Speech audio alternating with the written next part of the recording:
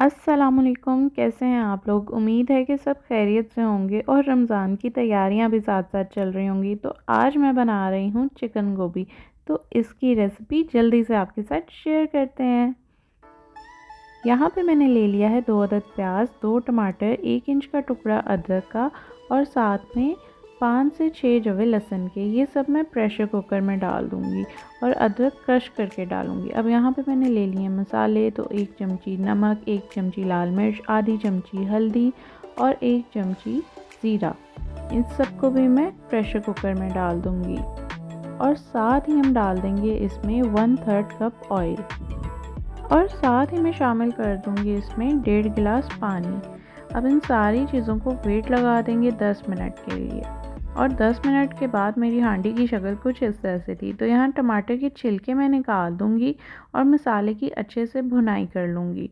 جب یہ بھن جائے گا، لہسن کو بھی ساتھ ساتھ میں اچھے سے پیستی جاؤں گی اور جب یہ اچھے سے بھن جائے گا تو پھر میں اس میں چکن شامل کروں گی۔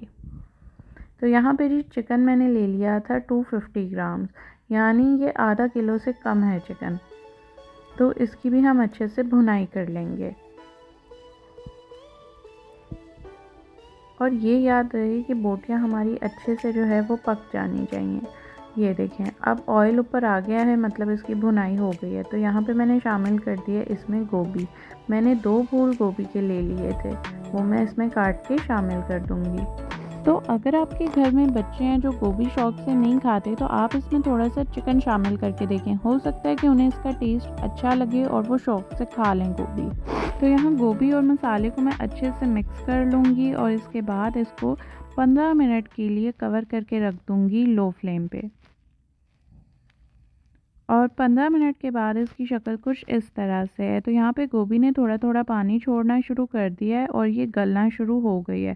تو بس ہم اسے تھوڑا سا اور بھونیں گے اور مزید 10 منٹ کے لیے کور کر کے رکھ دیں گے۔ اور 10 منٹ کے بعد یہ اچھے سے گل چکی ہے۔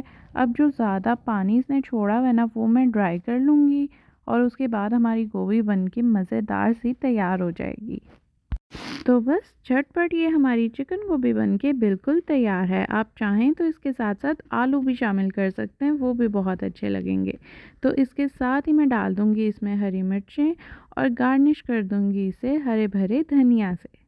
تو اگر آپ کو یہ ریسیپی اچھی لگی ہے تو ویڈیو کو لائک کر دیں اور چینل کو سبسکرائب کر دیں۔